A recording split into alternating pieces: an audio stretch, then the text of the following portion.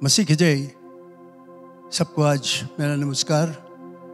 बहुत खुश हूँ कि आज आप हमारे साथ में हैं। इस माध्यम के द्वारा हमारे सर्विस में भाग लेते हो। आपने चुना है कि हम इस सभा में भाग लें। मेरा यही प्रार्थना है कि परमेश्वर की आशीष आपके ऊपर रहे और अपना पूरा ध्यान दोगे इस सभा में। जो वचन प्रचार किया जाएगा उस पर ध्यान दोगे और साथ साथ अपने हृदय में प्रभु यीशु मसीह को एक खास निमंत्रण दोगे, क्योंकि हमारा खास मकसद है इस सभा के प्रचार करने का कि आप प्रभु यीशु मसीह को जानो, उसको अपना मुक्तिदाता ग्रहण करो। और मेरा यही प्रार्थना है कि आज की सभा के द्वारा आप इसको प्राप्त कर सकोगे। मैं आशा करता हूँ कि आज की जो गीत वगैरह गाया जाएगा, परमेश्वर की प्रशंसा, स्तुति, आराधना की गीत गाया जाएगा, उससे आप निश्चय आनंद उठाओगे और अपने हृदय को खोलकर प्रभु यीशु मसीह के जय जयकार साथ साथ में करोगे हमारे वर्शिप टीम के द्वारा। धन्यवाद। परमेश्वर के आशीष आपके ऊपर है।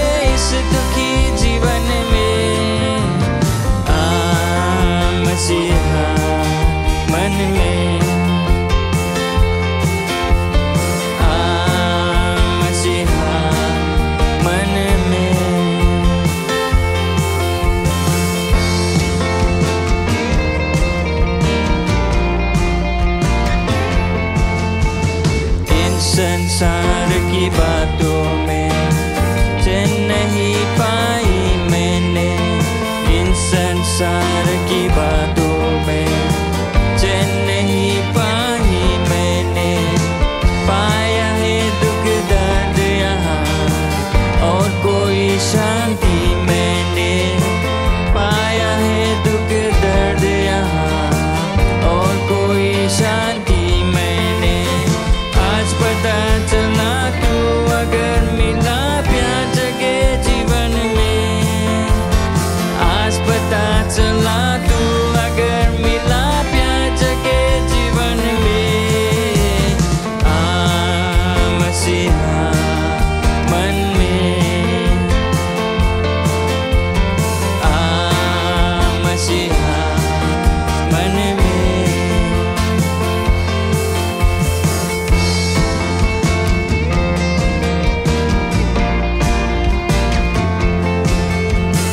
आज नहीं तो कल तो जरूर घर में छोड़ के जाऊंगा, आज नहीं तो कल तो जरूर जग में छोड़ के जाऊंगा।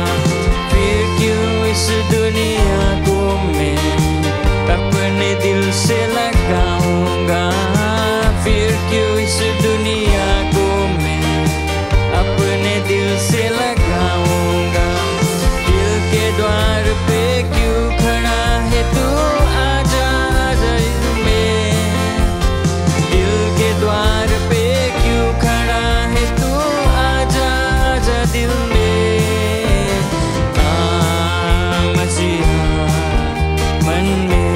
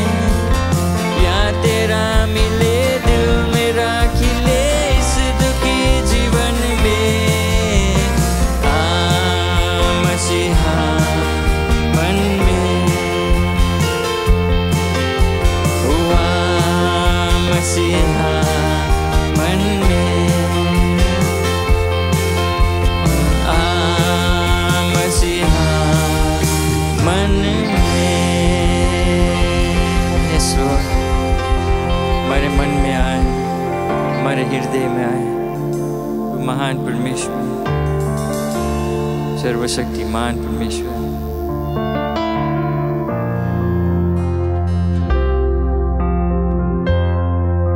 महान परमेश्वर, आकाश चांद सितारे सिरजने वाला। Worship you, Lord. विश्व विधाता,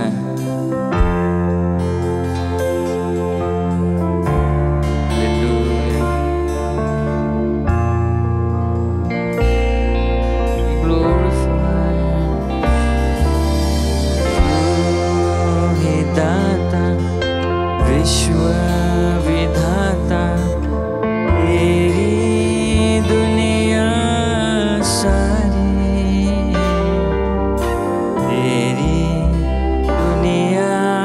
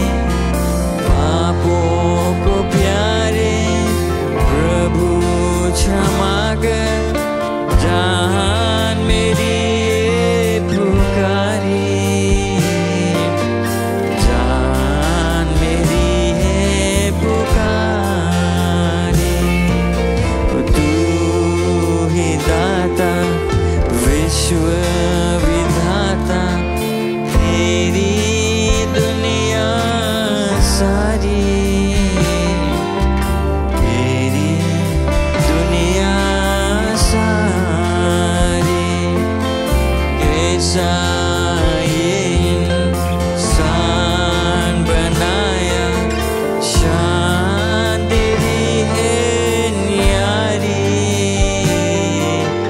शान तेरी है न्यारी। तू ही दाता विश्व विधाता, तेरी दुनिया सारी, तेरी दुनिया सारी। कैसा ये इंसान बनाया, शान तेरी है न्यारी, शान तेरी है न्यारी। तू ही दाता। Jesus, oh we worship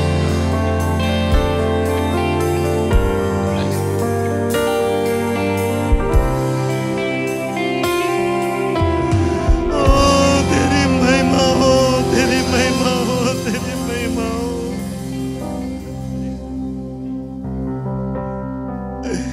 hallelujah, hallelujah, hallelujah. ओ प्रभु जी, हम लोगों को तू माफ कर दे। अगर हमारे जीवन में प्रभु कुछ गड़बड़ियां हैं, कुछ गलतियां हैं, कुछ गुनाह हैं, तो आज तेरे आत्मा हम लोगों को जांचे कि प्रभु आज अपने मन हम फिराए, तुझसे हम माफी को मांगे और कहे हे यीशु, एक बार फिर से तू अपने लहू से हम लोगों को पाक और पवित्र कर दे, माफ कर दे हमारे गुनाहों को। प्रभु धो दे हम लोगों को आज अपने पवित्र आत्मा के द्वारा, हर एक पाक को दूर कर दे प्रभु जी, ताकि हम पाक और पवित्र हो जाए, ऐसा बर्तन बन जाए जैसा तू चाहता है। और इस बर्तन में प्रभु जी तू अपने आत्मा को भर दे, इस बर्तन में प्रभु जी तू अपने सामर्थ को उंडेल दे, इस बर्तन में प्रभु जी तू अपने जो इच्छा है उसको पूरी कर होने दे।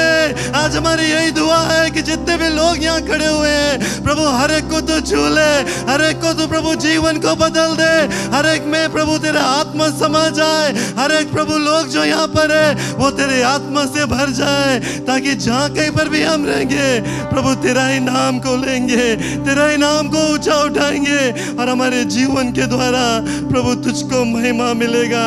Hallelujah Jesus, Holi spirit thou art welcome in this place। पवित्र आत्मा तेरा स्वागत है हमारे जीवन में। प्यारे लोग अपने आवाज को उठाए, अपने हाथों को उठाए, कहे प्रभु से, प्रभु मैं स्वीकार करता हूँ, अपने जीवन को तेरे सामने ला कर रखता हूँ, तू भर दे मेरे जीवन में अपने आत्मा को, पवित्र आत्मा से भर दे, पवित्र आत्मा को उंडेल दे।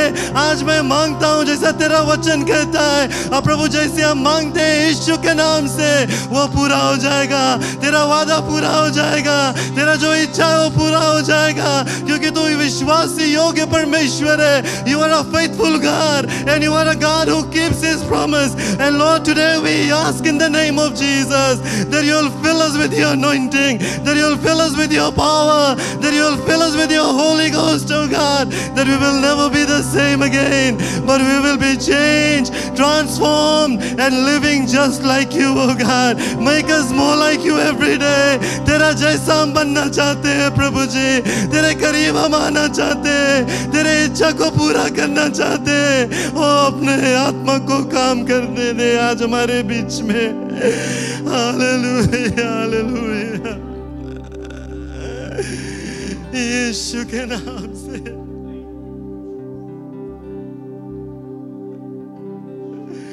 तू कर जो तू चाहता है।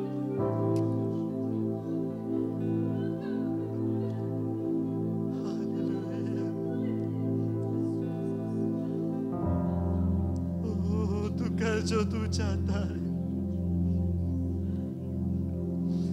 Lord, deal with every heart, deal with every life that is here in this place, oh God। We pray, oh God, that your Holy Spirit will have an encounter with us।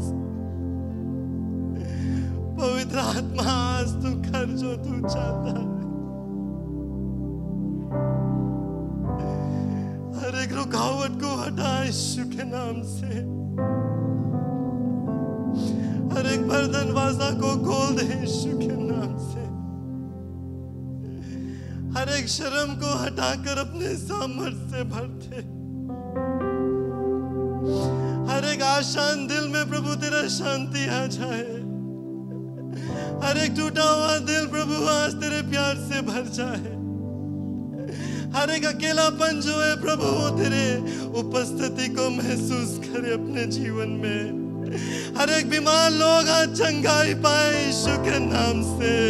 ओ अपने शरीर में सामर्थ को पाए, अपने आत्मिक जीवन में चंगाई को पाए। ओ प्रभु जी आज हम विश्वास करते हैं, तेरे पुत्र के नाम पर विश्वास करते हैं, अपने बोझ को तेरे सामने लाकर रखते हैं, विश्वास करते हुए कि तूने उठा लिया, तूने थाम लिया हमारे हाथों को प्रभु जी, तूने तूफान को और आंधी को थाम दिया और तेरा शांति और तेरा प्यार हमारे जीवन में बन गया। Hallelujah Jesus. प्रभु धन्यवाद तेरा उपस्थिति जो आज हमारे बीच में है। धन्यवाद प्रभु जी कि एक बार फिर से तू याद कराता है कि तू हम सभी से प्रेम को करता, तू कभी नहीं छोड़ता, कभी नहीं त्यागता। प्रभु आज जैसे इस दिन हम प्रभु भोज को लेंगे, हम याद करते हैं तेरा जो कुर्बानी तूने दिया, इतना प्यार हम सभी से किया प्रभु जी कि तूने अपना इकलौता पुत्र को दे दिया ताकि वो हमारे पापों के खातिर लहू बहाए, क्रूस पर अपना जान दे दे। प्रभु इतना अनोखा प्यार, हम जो तेरे प्यार के योग्य नहीं थे लेकिन तूने हम सभी से इतने प्रेम को किया। मदद को कर प्रभु जी कि अपने जीवन को हम पूरा समर्पण कर पाए तुझको, ताकि हमारे द्वारा प्रभु तेरा नाम जो है वो ऊंचा उठाया जाए। कितने समय हम फिसल जाते हैं, कितने समय प्रभु जब गिरजाघर से हम बाहर जाते हैं तो एक अलग जीवन को व्यतीत करते हैं। आज तू हम लोगों को लौटा कर उस जगह पर लेकर आए जिस दिन प्रभु हम लोगों ने तुझको पहली बार अपनाया था, कि हमारा जो जीवन है वो बदल जाए। तेरा वचन कहता है कि जब तुझको अपना लेते हैं प्रभु हम एक नए सिरे से जन्म लेते हैं, हमारा जीवन बदल जाता है। Lord, that we are a new creation in you. Let us come back to the place where we will be a new creation in the Lord Jesus Christ. प्रभु तेरा सामर्थ सभी के जीवन में बना रहे।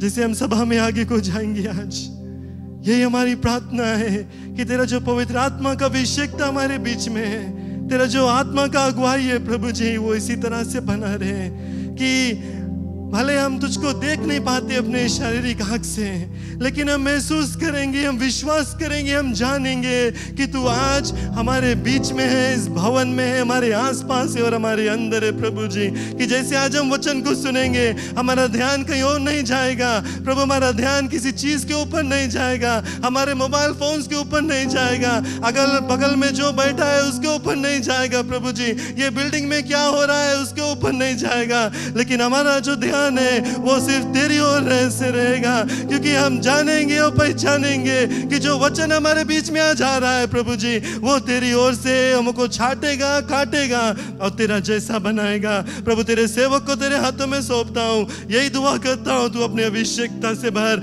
और भी सामर्थ को दे और भी पवित्र आत्मा को उंडेल, कि जैसे वो आएगा आज वचन बांटने के लिए मुख सिर्फ उसका रहेगा, लेकिन जो शब्द और वचन है वो तेरी ओर से आत्मा की अगुवाई से हम सभी को मिलेगा। तेरा वचन का आशीष हमारे जीवन में रहे और इस सभा में प्रभु तेरा उपस्थिति और तेरी महिमा इसी तरह से होते रहे।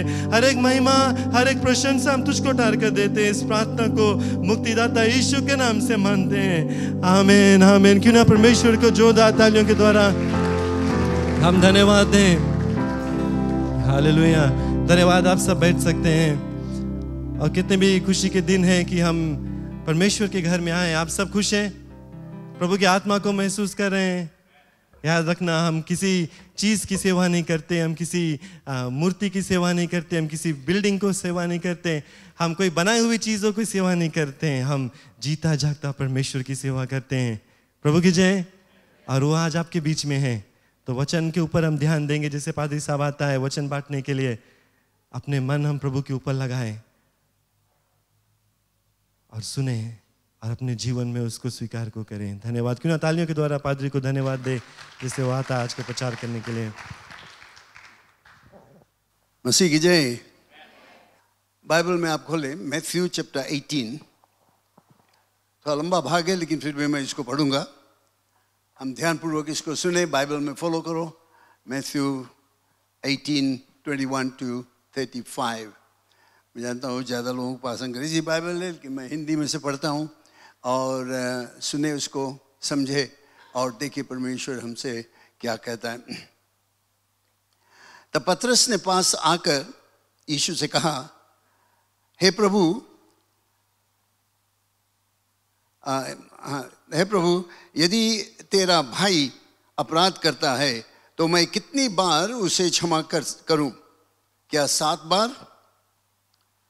यीशु ने उससे कहा, मैं तुमसे ये नहीं कहता कि 7 बार, वरन 7 बार के 70 गुने तक। इसलिए स्वर्ग का राज उस राजा के समान है जिसने अपनी दासों से लेखा लेना चाहा। जब वो लेखा लेने लगा तो एक जन उसके सामने लाया गया जो 10,000 तोड़े धारता था। जबकि चुकाने को उसके पास कुछ न था, तो उसने स्वामी से कहा कि यह और इसकी पत्नी और लड़के वालों और जो कुछ इसका है सब बेचा जाए और वह कर्ज चुका दिया जाए।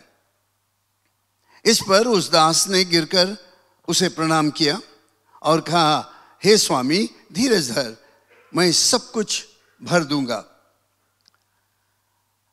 तब उस दास के स्वामी ने तरस खाकर उसे छोड़ दिया और उसका धार क्षमा किया। परंतु जब वह दास बाहर निकला तो उसके संगी दासों में से एक उसको मिला जो उसको 100 दिनार धारता था। उसने उसे पकड़कर उसका गला घोंटा और कहा, जो कुछ तू धारता है भर दे।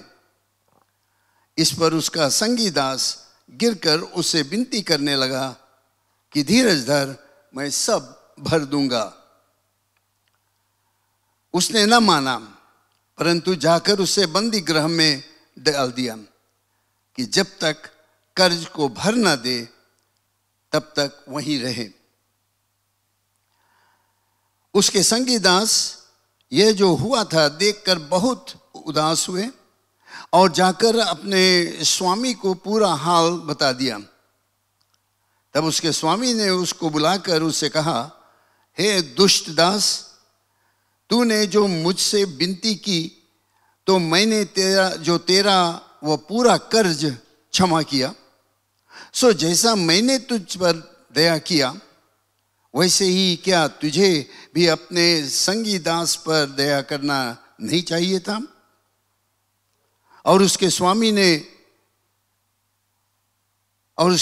ने क्रोध में आकर उसे दंड देने वालों के हाथ में सौंप दिया कि जब तक वह सब कर्ज भर न दे तब तक उनके हाथ में रहे। वर्स 35 कहता है, यही मुख्य भाग है इसमें। इसी प्रकार यदि तुम में से हर एक अपने भाई के मन से क्षमा न करेगा तो मेरा पिता जो स्वर्ग में है तुम्हें भी वैसा ही करेगा।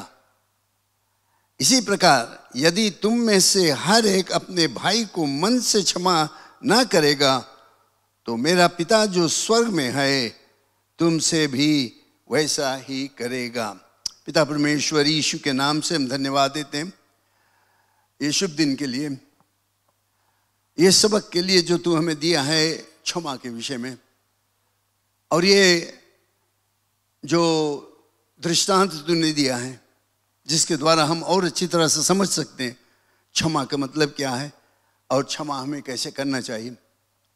और पिता, आज जब हम इस पर विचार लाते हैं, बातचीत करते हैं, मेरा यही प्रार्थना है कि तू पवित्र आत्मा से हमें अभिषेक कर दे कि जो कुछ मैं कहूँगा और जो कुछ सुनेंगे लोग उससे आत्मिक उन्नति को प्राप्त करने के और क्षमा करने का कार्य में वे तन मन धन से लगे रहेंगे। धन्यवाद परमेश्वर यीशु के नाम से, आमीन। जैसे मैं बताया कि इस महीना हम लोग क्षमा के विषय में बातचीत करेंगे। बहुत ही खास विषय है जिस पर हमें ध्यान देना बहुत ज़रूरत है। बहुत से ऐसे लोग हैं जो दोषी विवेक के कारण बहुत बीमार हैं। इंग्लिश में कहते हैं many are sick suffering because of guilt. बहुत ऐसे लोग हैं, एक कैंसर की तरह उनके जीवन में, उनके शरीर में वो खाते चले जाता है जब हम क्षमा नहीं करते। और उनका जो कार्य है, जो चाल चलन है, जो बातचीत है, जो वे सेवा के काम करते हैं, वो नहीं कर पाते हैं, क्योंकि भीतर में बीमारी की तरह ये खाते रहता है उसको, जो क्षमा नहीं करते, दोषी विवेक है। तुम परमेश्वर के जो विवेक है उसको अनदेखी नहीं कर सकते हो। Conscious, you can not ignore your conscience. ये जो हमारे अंदर में एक आवाज आते रहता है, क्योंकि परमेश्वर ने मनुष्य को सिरजा, अपने रूप में सिरजा, उसको जिम्मेवारी दिया, और उस जिम्मेवारी को उल्लंघन जब हम करते हैं तो हम उसका सजा भोगते हैं। सब सिद्धांतों का, परमेश्वर के सिद्धांतों का उल्लंघन जब हम करते हैं तो उसका सजा हम भोगते हैं। कोई भी कानून जो है उसका जैसे परमेश्वर ने इच्छा प्रकट किया उसी तरह से उसको करना बहुत ही ज़रूरत है। क्योंकि जब हम नहीं करते हैं, परमेश्वर के सिद्धांतों के मुताबिक हम नहीं करते हैं, तो हम अपने ऊपर दोष लगाते हैं, सजा मिलता है और दुख उठाते हैं।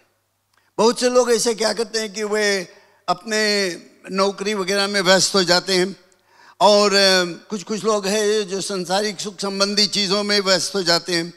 कुछ लोग पढ़ाई में, पैसा कमाने में व्यस्त हो जाते हैं और सोचते हैं कि ये जो क्षमा मैं नहीं किया हूँ, ये क्षमा का दोष जो हमारे में है वो शायद हट जाएगा।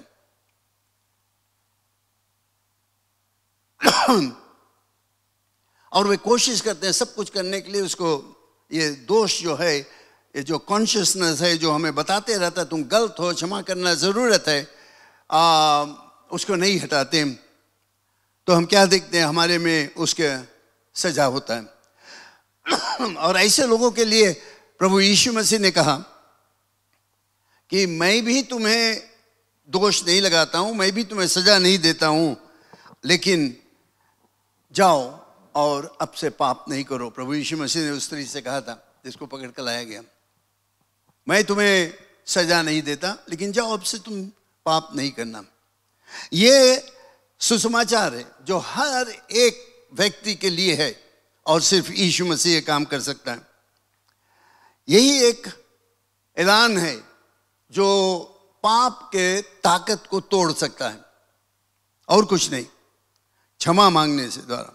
प्रभु यीशु मसीह का लहू हमें ये दोष जो है, जो गिल्टी कॉन्शियंस है, उसको हटाने के लिए उसमें ताकत है, और कोई नहीं हटा सकता है, सिर्फ प्रभु यीशु मसीह का लहू।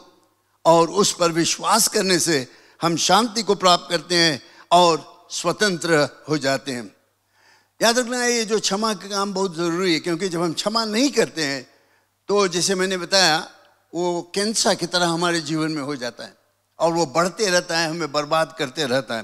लेकिन साथ साथ ये भी जानना ज़रूरत है कि जो ये क्षमा का काम है ये दोनों तरफ का है, ऊपर नीचे, यानी हमारा रिश्ता परमेश्वर के साथ में और हमारा एक दूसरे के साथ में। जब प्रभु यीशु मसीह ने इसके विषय में कई बार कहा है, जब तुम एक दूसरे को क्षमा नहीं करोगे तो नहीं सोचना कि परमेश्वर तुम्हें क्षमा करेगा। तो ये दोनों तरफ से है। इंग्लिश में हम कहते हैं forgiveness is horizontal also vertical, दोनों तरफ से। अगर हम एक दूसरे को नहीं क्षमा करेंगे तो परमेश्वर हमें नहीं क्षमा करेगा। उसने इसको ऐलान किया, और इस पर हमें ध्यान देना बहुत ज़रूरत है। आज के जो ये विषय हमने पढ़ा है, हमें बहुत ही सरल रूप से, बहुत ही साफ साफ बताता है क्षमा के विषय में। यहाँ पर हम लोग क्या सीखते हैं, ये सुसमाचार का एक भाग है कि परमेश्वर का क्षमा जो है वो सबके लिए है। चाहे जैसे भी कितना गहरा पाप में भी गिर जाए, कितना परमेश्वर से दूर हो जाए, कितने गंदे काम करने लगे, परमेश्वर का क्षमा जो है उसके लिए है, वो क्षमा करेगा। क्योंकि ये आता है कैलवरी से, ये परमेश्वर का हृदय एक दूसरे के क्षमा करने के लिए उसके हृदय से आता है। इसको हम लोग कैलवरी पर देखते हैं। जब यीशु मसीह क्रूस पर मरा तो वहां पर हम लोग देखते हैं कि क्या दाम दिया गया तुम्हारे और हमारी क्षमा के लिए, पाप से छुटकारा पाने के लिए। इस भाग में हम लोग क्या देखते हैं, परमेश्वर कितना सोचता है ऐसे लोगों के लिए जो लोग भटक गए, खासकर मसीह विश्वासियों के लिए भी वो बात करता है। यहाँ पर कितना उसका सोच है, कितना उसका विचार है उन लोगों के लिए जो भटक जाते हैं। इसको हम लोग देखते हैं जब प्रभु यीशु मसीह ने इस दृष्टांत को बताया, उसने चेतावनी दिया कि परमेश्वर न्याय करेगा।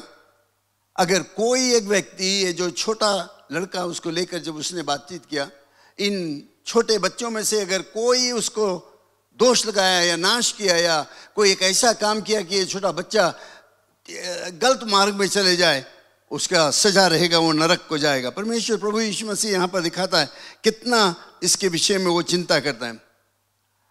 वो हमें दिखाता है कि एक व्यक्ति अगर खो जाए उसके लिए वो चिंता करता है। और देखता है यहाँ पर दृष्टांत बताता है कि 100 में से एक खो गया और जो चरवाहा था उसने गया एक को खोज कराने के लिए, 99 तो उसके घर पर रहा। हो सकता था कहा के लिए अब बाकी तो है, एक चला गया कोई बात नहीं, लेकिन वो गया उसको खोज कर लेके आया। इस सब चीज़ के द्वारा परमेश्वर हमें ये दिखाता है कितना वो चिंतित है उनके लिए जो भटक जाते हैं। बहुत से मसीह विश्वासी हैं जो भटक जाते हैं, किसी न किसी कारण से भटक जाते हैं। और हो सकता है कोई उनके विरोध में कुछ काम कर दिया, कोई उनको उल्टा सीधा कह दिया, और लोग क्षमा करने के लिए तैयार नहीं है और न क्षमा करते हैं, वे भटक जाते हैं, इधर से उधर चले जाते हैं। लेकिन ये सब चीज़ दिखाने से, ये दृष्टांत बनाने से प्रभु यीशु मसीह हम लोगों को ये बताता है वो नहीं चाहता है कि एक भी व्यक्ति नाश होए। उसका इच्छा है नहीं कि एक भी व्यक्ति नरक को जाए। मैंने कई बार बताया परमेश्वर का इच्छा है कि हर एक प्राण बच जाए। परमेश्वर की इच्छा नहीं है कि कोई नरक को जाए, कोई भी नहीं नरक जाए। और खासकर परमेश्वर यहाँ पर इस दृष्टांत के द्वारा हमें दिखाता है मसीह विश्वासियों के विषय में। बहुत से मसीह विश्वासी हैं जो भटक जाते हैं किसी और के कारण से, कोई और आकर कुछ बोल दिया तो वे भटक जाते हैं, किसी एक पाप के कारण, बुरे विचार के कारण बुरे मार्ग में चले जाते हैं और भटक जाते हैं, और इसके द्वारा वे बहुत खतरनाक स्थान में हो जाते हैं। यीशु मसीह यहाँ पर ये हमें दिखाता है कि वो इनके विषय में चिंतित है, जो भटक जाते हैं उनके विषय में। वो चाहता है कि वो भी आ जाए और बच जाए, नरक को नहीं जाए। मसीह विश्वासी जो भटक जाते हैं, जो ठोकर खा जाते हैं, जो गिरने लगते हैं, जो पाप में चले जाते हैं, प्रभु यीशु मसीह चाहता है उनको फिर से लाए। ये दृष्टांत के द्वारा हमें यही शिक्षा मिलता है कि वो फिर से आ जाए संगत में, फिर से मंडली में आ जाए, फिर से विश्वासी हो जाए और स्वर्ग की ओर जाने की तैयारी करे। वो हमें यहाँ पर ये दिखाता है कि वो चाहता है क्षमा करने के लिए, एक दूसरे के क्षमा करने के लिए। परमेश्वर चाहता है हमें क्षमा करने के लिए। अगर एक भाई या बहन जो मसीह विश्वासी है वो गलत मार्ग में चला जाता, पाप करता है, तो इसी भाग में हमें मार्ग दिया गया किस तरह से उसको, उसके साथ में हम लोग पेश आए। परमेश्वर की इच्छा ये नहीं है कि उनको निकाल कर बाहर कर दिया जाए। कहीं कहीं पर कुछ लोग जब गलत मार्ग में चले जाते हैं उनको बाहर निकाल दिया जाता है, कलीसिया से बाहर निकाल दिया जाता है, संगति से बाहर निकाल दिया जाता है। लेकिन मसीह का शिक्षा यहाँ पर हम लोग ये देखते हैं कि उनको क्षमा किया जाए, उनको लेकर आए फिर से। हम उनके ज़िंदगी को हम लोग बर्बाद नहीं कर दे, ऐसे नहीं कर दे कि वो नालायक है, बिल्कुल बेकार के है, लेकिन हम चाहते हैं कि उनको फिर से लेकर आए, मंडली में लाए, कि वो फिर से तैयार हो जाए प्रभु यीशु मसीह के पास जाने के लिए। यहाँ पर इस शिक्षा ए भाग में खासकर वर्स 21 से आगे और 22 में हम लोग सीखते हैं कि क्षमा, पतरस इसके विषय में सोचता है। पतरस का विचार था ये क्षमा के विषय में। जब उसने सुना ये सब बात प्रभु यीशु मसीह कह रहा था, वो सोच रहा था कि अगर एक आदमी पाप करे, उसको क्षमा कर दिया जाए और वो फिर जाकर पाप करे, फिर से वही काम करे, फिर से तुम्हारे विरोध में वो बातचीत करते रहे, कुछ गड़बड़ करते रहे। वो सोचा कि कितना बार हम उसको क्षमा करें, कितना बार हम उसको क्षमा करें। तो वो यीशु के मसीह के पास आता है, क्योंकि वो जानता था यहूदियों का तरीका जो था 3 बार। अगर कोई व्यक्ति गलती करे, चाहे उसके विरोध में या पाप करे, और उनको क्षमा करना है तो 3 बार क्षमा किया जाता है। फिर उसके बाद उसको सजा मिलता है, निकाल दिया जाता है। ये था जो रेबाइस लोग, जो धर्म के अगुआ लोग थे, वे लोग शिक्षा देते थे। पतरस ये जानता था और वो सोचा कि मैं प्रभु यीशु मसीह से पूछूंगा, लेकिन थोड़ा और बढ़ाकर मैं पूछूंगा, 3 बार नहीं, प्रभु यीशु मसीह क्या हम लोग 7 बार उसको क्षमा करें? प्रभु पतरस पूछता है ये बात। मैं सब पूरा उसमें नहीं जा सकता हूँ, आप पढ़ना इसको, लेकिन मुख्य चीज मैं आपके सामने रखता हूँ।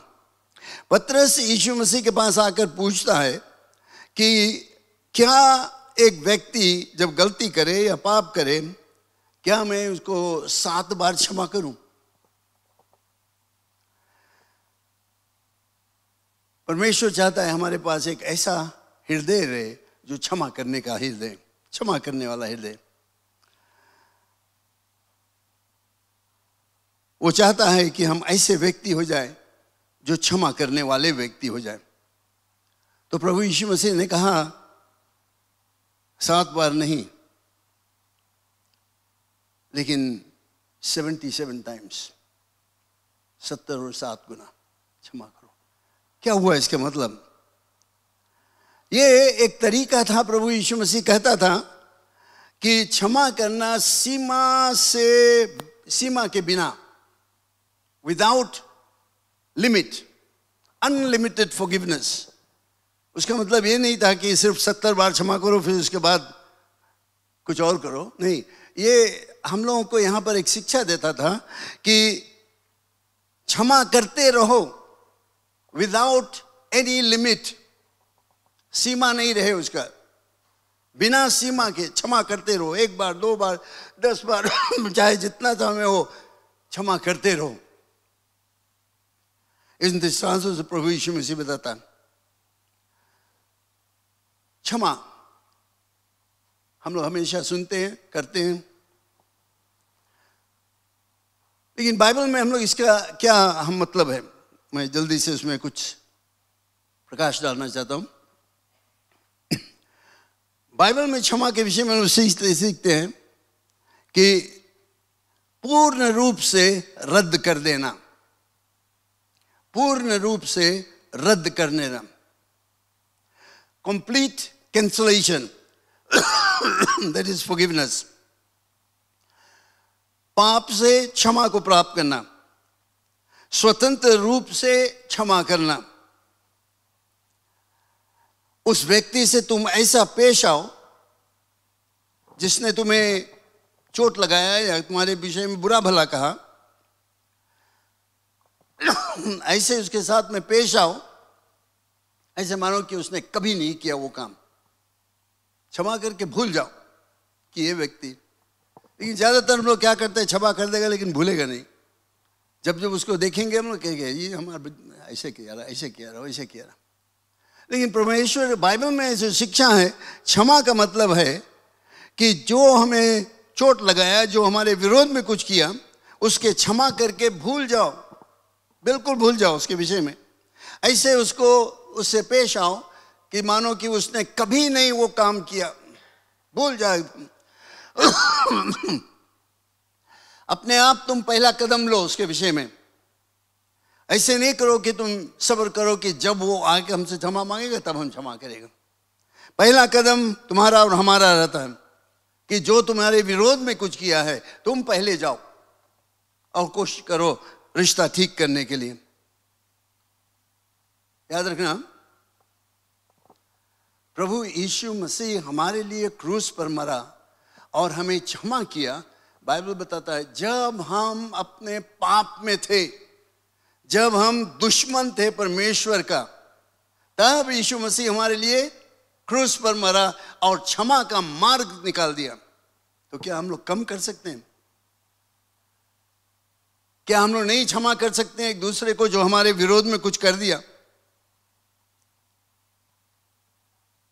क्षमा करो, चाहे वो पश्चाताप करे या नहीं, चाहे वो आकर तुमसे क्षमा मांगे या नहीं मांगे, तुम्हें सॉरी कहे या नहीं कहे, लेकिन तुम्हारे दिल में उसकी तरफ क्षमा होना चाहिए। क्षमा कर दो इसको, भले हमारे विरोध में ये सब कुछ किया, हे परमेश्वर मुझे मदद करो कि मैं इसको बिल्कुल क्षमा कर दूं। क्षमा करना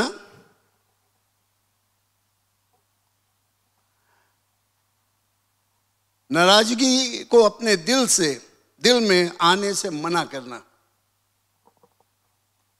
जो कड़वापन है, जो बुरा विचार है उसके विरोध में नाराजगी हम लोग कहते हैं, उसको अपने दिल में आने नहीं दो। उसने हमारे विरोध में ऐसे किया, वो ऐसे किया, उसको निकाल कर बाहर कर दो। क्षमा का मतलब होता है, ये सहज काम नहीं है, लेकिन परमेश्वर के आत्मा के द्वारा हम लोग कर सकते हैं। और हर एक मसीह विश्वासी को ऐसा करना चाहिए। जो चोट लगा है, जो दोष लगाया है, उसको बिल्कुल हटाकर भूल जाओ। खोद खोद के उसके देखते नहीं रहो, सोचते नहीं रहो उसके विषय में, क्योंकि वो तुम्हें ही बर्बाद करेगा। जो व्यक्ति तुम्हारे विरोध में कुछ काम किया उसके कुछ नहीं होगा। एक कहानी बताया जाता है एक लड़का के विषय में जिसके हाथ में चोट लग गया था, घाव हो गया, और डॉक्टरों ने उसके पट्टी बांध दिया और बताया कि इसको खोलना नहीं जब तक दूसरा टाइम नहीं आए तुम्हें आकर हॉस्पिटल में भी दिखाने के लिए। लेकिन ये लड़का क्या किया, रोज जाकर पट्टी निकालता और लोगों को देखा मैं चोट लगा रहा, फिर बांध देता। रोज खोलता बांधता अपने पट्टी को देखता रहा, घाव को देखता रहा, और अंत में क्या हुआ जानते हो? उसका हालात इतना खराब हो गया कि उसके हाथ को काटना पड़ा, क्योंकि वो जो बताया गया था वो किया नहीं, खोद खोद कर देखते था हमेशा। डॉक्टरों के कुछ नहीं हुआ, लेकिन इसके हुआ। इसी तरह से हमारा विचार जो परमेश्वर के विषय में है, जो हम लोग क्षमा करते हैं, जो चोट में लगा है, वो सब भूल जाएं हम लोग, नहीं उसके विषय में बातचीत करते रहे कि हाँ परमेश्वर ये व्यक्ति मेरे विरोध में ऐसे किया, मैं उसको क्षमा कर देता हूँ, चाहे वो मेरे पास आकर मुझसे क्षमा मांगे या ना मांगे, लेकिन मैं उसको क्षमा करता हूँ और भूल जाता हूँ।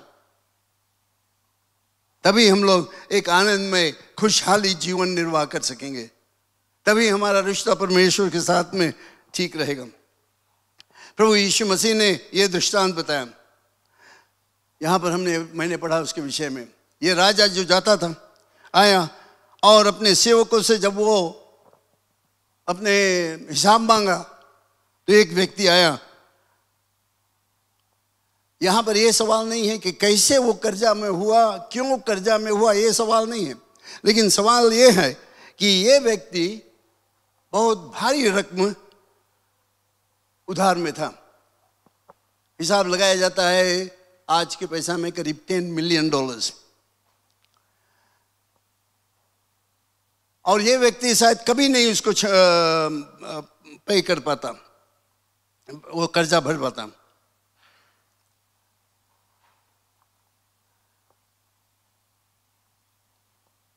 प्रभु यीशु मसीह हमें इसके द्वारा ये सिखाता है कि जो कर्जा हमारा है प्रभु यीशु मसीह के, परमेश्वर की तरफ, जो पाप का कर्जा है वो इतना भारी है, हम कैसे उसको चुकाएंगे?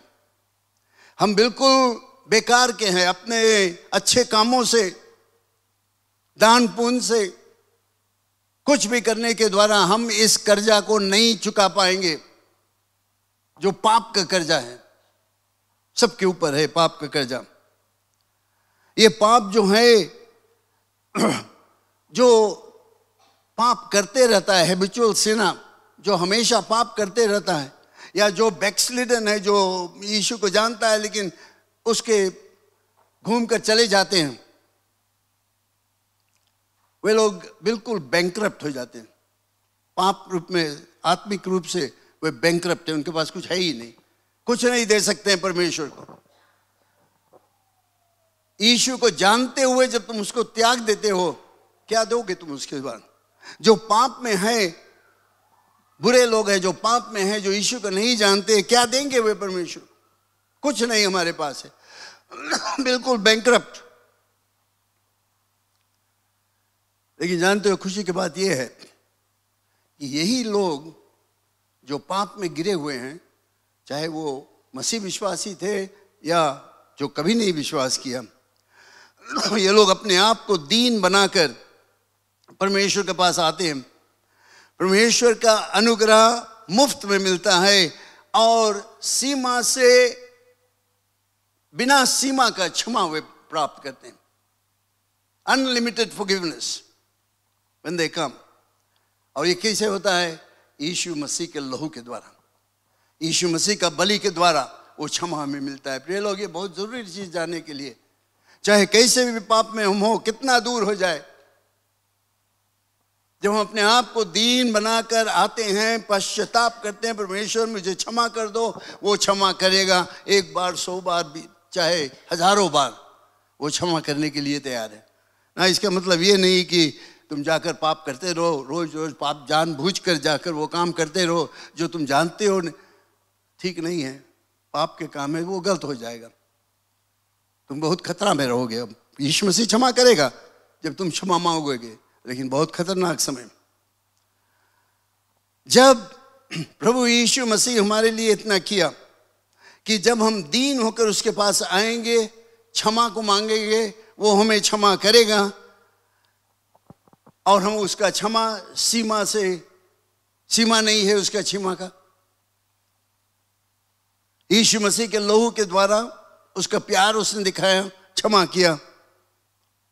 तो हम लोग क्या इतना नहीं कर सकते हैं? कम से कम एक दूसरे को क्षमा करें, और ऐसा क्षमा जिसका सीमा नहीं है। Unlimited forgiveness to others. Or are you going to carry that as a burden all through your life? मैं आशा करता हूं कि हम लोग इस पर विचार करेंगे और क्षमा करने का काम करें, क्योंकि बहुत से लोग हैं, जैसे मैंने बताया शुरुआत में, जीवन में दरिद्र छा गया उनको, क्योंकि वे किसी को क्षमा नहीं किया। क्षमा का जो पाप है उनके हृदय में किरवा की तरह खाते रहता, कैंसर हो जाता है। परमेश्वर चाहता है कि हम औरों को बिना सीमा का क्षमा करें, बिना सीमा, कोई लिमिट नहीं करे उसमें।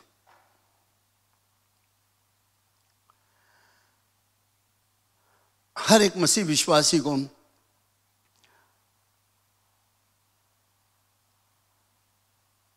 याद रखना चाहिए कि वे क्षमा करें, और उनको करना चाहिए, चाहे कैसे भी दोष लगे। ये जो सेवक था, जो नौकर था, जिसको क्षमा कर दिया, उसने जाकर एक दूसरा जो साथी था, जो उसके संगी था, काम करने वाला, जो एक छोटा रकम उसको बाकी था, 10 मिलियन के जगह पर ये शायद 1 मिलियन या 500,000 बाकी था। लेकिन उसको क्या किया? वो उसे चिरौरी किया, क्षमा कर दो, अरे भाई मेरे पास पैसा नहीं, मैं तुम्हें भर दूंगा, जैसे इसने किया था अपने स्वामी से। लेकिन ये व्यक्ति जो क्षमा नहीं करने के लिए तैयार था, उसको पकड़कर जेल में बंद कर दिया।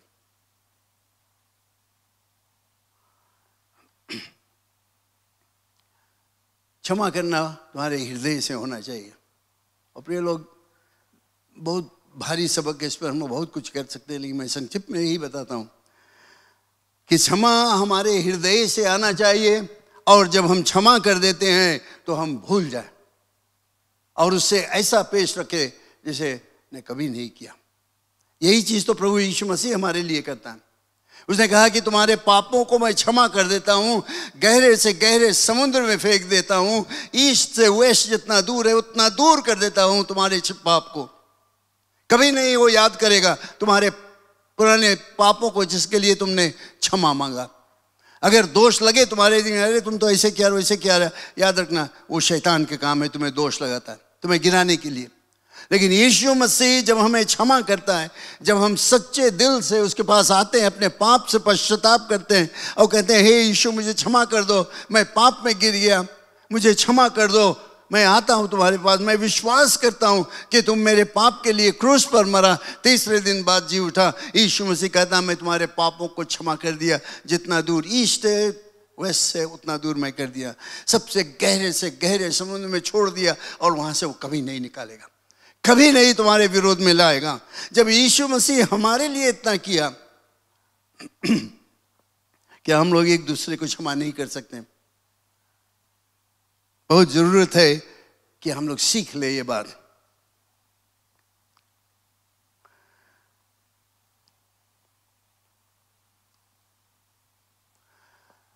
साथ साथ इस दृष्टांत में हम लोग सीखते हैं कि परमेश्वर का क्षमा उनके लिए नहीं है जो एक दूसरे को क्षमा करने के लिए नहीं तैयार। समझते हो मैं क्या करता हूं? परमेश्वर का क्षमा, और मैं इस तरह से कहता हूं, ईश्वर के माफी किसी को भी उपलब्ध नहीं है जो दूसरों को माफ करने के इनकार करता है।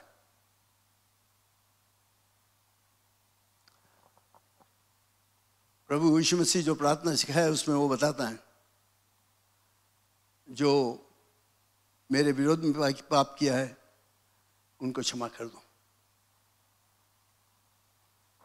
और ये भी तुम्हारे और हमारे लिए बहुत ही जरूरत है प्रिय लोग, ये हम मसीहों के लिए शिक्षा है। हो सकता है कि कोई भी यहाँ पर किसी के विरोध में कुछ नहीं तुम्हारे पास, तुमने सब कुछ ठीक है, बट हो सकता है शायद कोई किसी को क्षमा नहीं किया। हो सकता है कभी ऐसा आ जाए कि तुम्हें क्षमा करने की, याद रखना क्षमा करना बहुत ही ज़रूरत है। याद रखो यीशु मसीह ने क्या किया। जब हम पाप में थे, जब हम उसके दुश्मन थे, जब हम उससे दूर थे, तब यीशु मसीह क्रूस पर मरा और हमारे पापों के लिए उसने एक मार्ग, क्षमा का एक मार्ग खोल दिया। परमेश्वर का क्षमा जो है वो एकदम सच्चा है, असली है। वो काम करते रहता हमारे जीवन में, वो हमें ताकत देता है जीवन निर्वाह करने के लिए। वो कैंसर की तरह हमें नहीं खाने लगता है, हम स्वतंत्र हो जाते हैं क्योंकि हमने क्षमा मांगा और हमने क्षमा किया एक दूसरे को। और परमेश्वर ने जब हमें क्षमा किया तो वो फिर से लौट कर नहीं उसके विषय में हमसे बातचीत कर। अगर तुम एक दूसरे को क्षमा नहीं करते हो एक मसीह विश्वासी होते हुए, तो तुम्हारा जो मसीही जीवन है वो खालीपन है, व्यर्थ है, empty. You just pretending, you just saying I am a Christian and you think God is forgiven you, क्षमा कर दिया, लेकिन तुम एक दूसरे को क्षमा नहीं कर सकते। जब तुम अपने संगी साथी के क्षमा नहीं कर सकते हो तो परमेश्वर से क्षमा नहीं मांगो, क्योंकि वो नहीं करेगा क्षमा।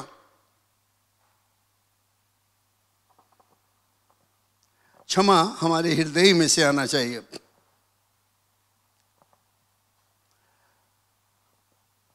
परमेश्वर का क्षमा जब हमारे हृदय में आता है, हम उसको स्वीकार कर लेते हैं, पहचान लेते हैं, तब ये क्षमा हमारे अंदर से एक नदी के समान बहने लगे, जिसमें कि ये औरों को असर करे, औरों के ऊपर असर करे, और लोग भी इससे आशीष को प्राप्त कर सके। ये दूसरा सेवक जो था वो क्षमा करने के लिए नहीं तैयार था। भले वो उसका संगी साथी जो था वो भीख मांगा उसे,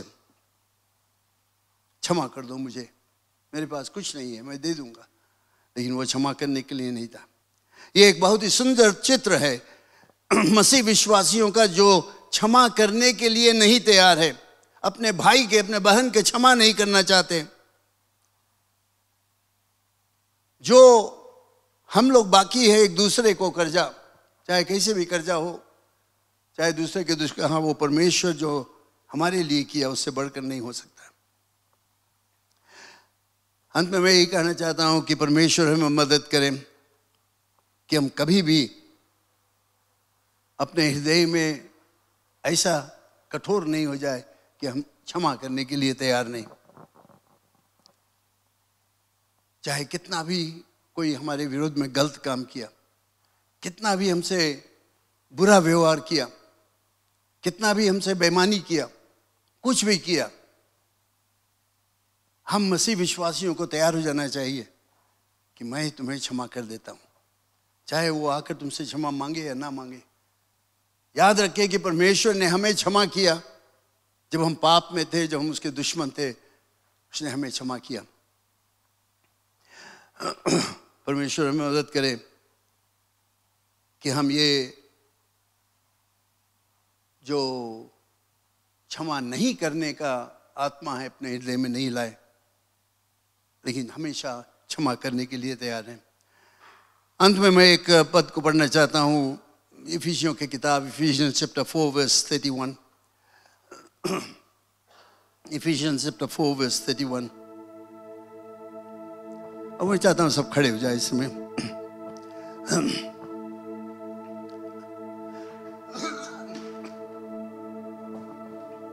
हालेलुया। परमेश्वर के वचन से हम लोग शिक्षा को प्राप्त करते हैं। याद रखना, मैं हमेशा बताता हूं कि वचन में हमेशा देखो क्या हमें बताता है, क्या शिक्षा मिलता है, उसके बाहर नहीं, बाइबल में से देखो। और बाइबल में से ये कहता है, इफिसियों की किताब चैप्टर 4 वर्स 31, सब प्रकार के कड़वाहट और प्रकोप और क्रोध और कलह और निंदा सब बैर भाव समेत तुम में से दूर की जाए, और एक दूसरे पर कृपा और करुणामय हो। और जैसे परमेश्वर ने मसीह में तुम्हारे अपराध क्षमा किए, वैसे ही तुम भी एक दूसरे के अपराध को क्षमा करो। वो आखिरी बात को मैं फिर से पढ़ता हूं, यही मेरा आज का विषय है। और जैसे परमेश्वर ने मसीह में हमारे अपराधों को क्षमा किया, वैसे ही तुम भी एक दूसरे के अपराध क्षमा करो। Praise the Lord, hallelujah. सब अपने आंख बंद कर ले। वंडरफुल लॉर्ड जीसस, आत्मा से कहो, मेरे हृदय को जांच, मुझे पवित्र कर दो, मुझे साफ कर दो।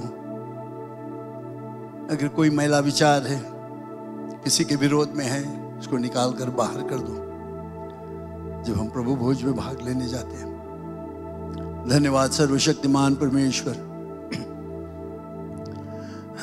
क्योंकि तूने हमें एक रास्ता दिया है, एक मार्ग दिया है अच्छा रिश्ता रखने के लिए, एक दूसरे के साथ में अच्छा रिश्ता रखने के लिए तूने एक मार्ग हमें दिया है, और वो है क्षमा का मार्ग। पिता, जैसे तूने ये दृष्टांत देकर हमें समझाया है क्षमा का मतलब क्या है, मदद कर हमें कि हम क्षमा करने के लिए तैयार हैं, जैसे तूने हमें क्षमा किया, कि हम आनंद में खुशहाली जीवन निर्वाह कर सकेंगे। हालेलुया। इस प्रभु भोज में हम भाग लेने जाते हैं, खुले दिल से, पवित्र दिल से, साफ दिल से हम आएंगे। कोई दोष नहीं रहेगा हमारे हृदय में जब हम इस भोज में भाग लेंगे। धन्यवाद परमेश्वर यीशु के नाम से, आमीन। मैं खुश हूं कि आज के वचन आपने सुना, और मैं आशा करता हूं कि आपके हृदय में पवित्र आत्मा कुछ बातचीत किया है। अगर आपको और कुछ जानकारी करना है तो आप स्क्रीन में देख सकते हो, हमारा पता है, टेलीफोन नंबर है, आप हमें संपर्क कर सकते हो, जब चाहो तब कर सकते हो, और हम आपको सहायता करेंगे यीशु के विषय में और जानकारी करने के लिए। प्रभु यीशु मसीह आपसे प्रेम करता है, और वो चाहता है कि तुम उसको अपना एक मुक्तिदाता ग्रहण कर लो, क्योंकि वही मार्ग, सच्चाई और जीवन है। और आज के सभा के द्वारा, उपदेश के द्वारा हम यही आपको बताना चाहते हैं कि परमेश्वर हमें क्षमा करने के लिए तैयार है। अगर हम उसके पास आएंगे और कहेंगे कि हे परमेश्वर हमें क्षमा कर दो, हमारे पापों को क्षमा कर दो, बाइबल में बताता है यीशु के लहू हमें सब पापों से क्षमा करेगा और हमें एक नया जीवन देगा। आप इसको चाहते हो तो ज़रूर से हमसे संपर्क करें, और परमेश्वर के आशीष आपके ऊपर रहेगा। हम प्रार्थना करें इस समय। धन्यवाद सर्वशक्तिमान परमेश्वर यीशु के नाम से हम धन्यवाद देते हैं, क्योंकि हम आ सकते हैं तुम्हारे पास जब चाहे तब, और अपने हर एक घटी को लेकर और आजमाते हैं। तो धन्यवाद देते हुए, क्योंकि आज हम तुम्हारे वचन को प्रचार किए और कितने लोगों ने इसको सुना है। और मेरा यही प्रार्थना है कि जितने लोगों ने इसको सुना है वे इस पर ध्यान देंगे, विचारेंगे और उसके द्वारा, उसके मुताबिक जो कुछ वे सुने हैं उसके मुताबिक कुछ काम करेंगे, कि उनके जीवन में परिवर्तन आवे, क्योंकि सिर्फ यीशु मसीह जीवन में परिवर्तन ला सकता है। पिता धन्यवाद इसके लिए, और आज के सभा के लिए हम धन्यवाद देते हैं। और इस हफ्ता भर सबके ऊपर तुम्हारी दया दृष्टि और आशीष रहे, यीशु मसीह के नाम से, आमीन।